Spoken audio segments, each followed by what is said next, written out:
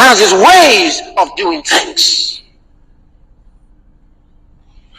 For example, he told you to take your tithes to the house of God. He didn't tell you to give your tithe to your grandmother. Are you listening to this? You can't use your tithe to do good, no matter how good the work is. You can't give your tithes to a suffering person because the person is suffering, so you're going to give him money, you give him your tithes. You can't give him your tithes. Why?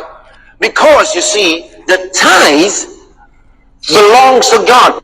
The first fruit is also the same. The first fruit is not something you decide whether or not you're going to give to God. The first fruit belongs to God. He lays claim on the first fruit. You see that?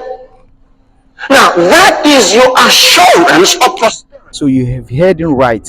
This is a pastor, Purpose Pastor, Pastor Chris Oyakilomi.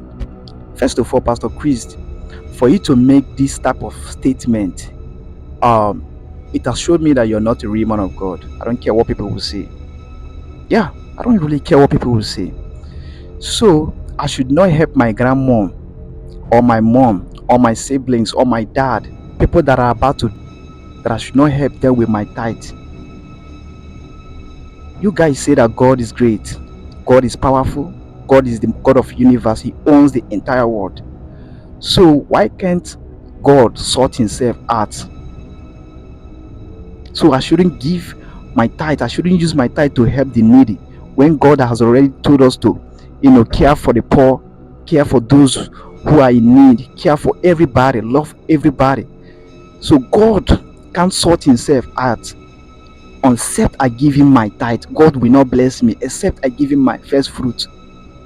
Guys, I don't really understand. This is why I said in my last video that Christianity is monetized. It's the most fraudulent religion in the entire world, and I will keep saying it. This is the type of post that I can't keep quiet on. I can't stay mute on because, of course, my siblings might be there.